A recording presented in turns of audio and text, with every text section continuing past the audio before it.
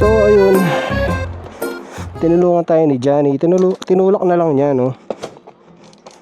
Malapit lang naman kasi yung Starbucks dito sa amin. Buti na lang nag-decide ako na dito kami magkakape.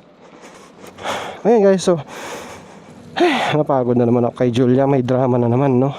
So bukas papakuha ko para pa-check ko yung brake light switch. Yun lang naman naging problema niya. And see you sa next vlog. Peace.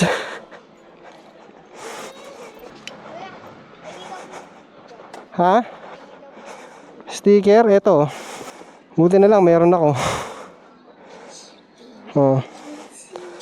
Yun. Ay, dalawa yan.